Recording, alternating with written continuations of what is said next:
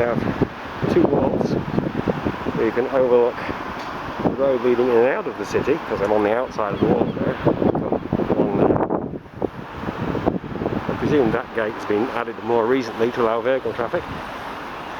This would have been the original, with two posts added to restrict the bicycle traffic. There is another gateway underneath me, obviously. And from here you have a view out into the world in general, including through these, which provide a little bit of protection from anyone out there shooting this way at you. And you can look down into there. So where you have these two gateways,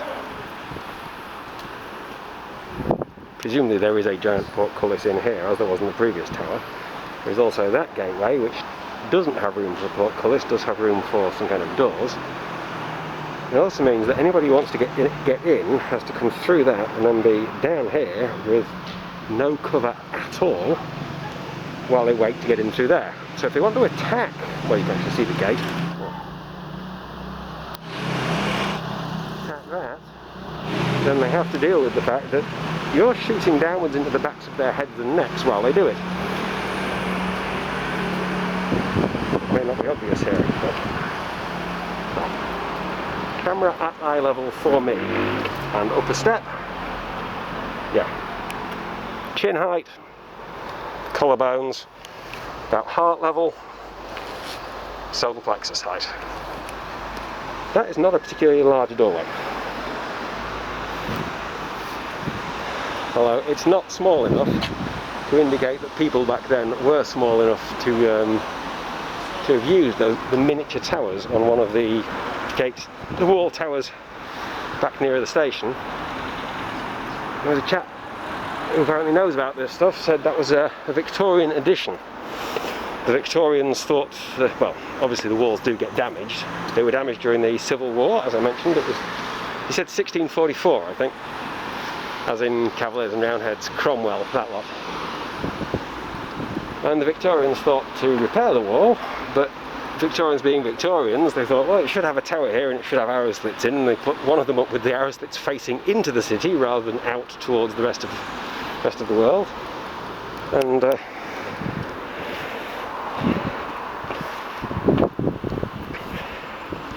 they also put some up that were too small to use. So anyway, you see something that doesn't make any sense, blame the Victorians. Let's say a cafe. I'm going to attempt to avoid getting any of the staff on camera. Yeah. Speaking of which, that's eye level. That's throat level. This is the way in. Duck. And yeah, that's a narrow doorway. Funny, I got out through there, alright. This is a coffee shop, isn't it?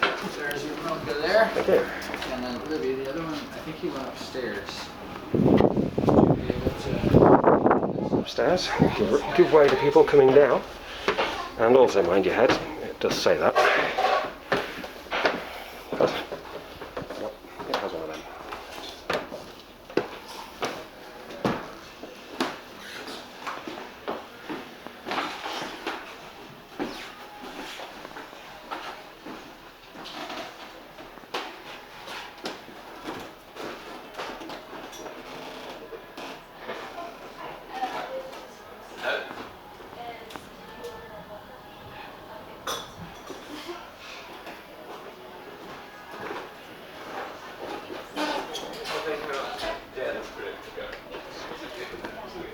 Mind your step and your head.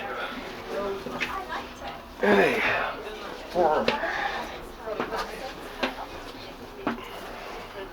Extremely mind your head.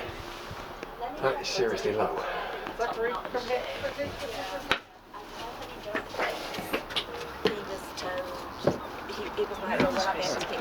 Yeah, that's what I was thinking. Sending the food.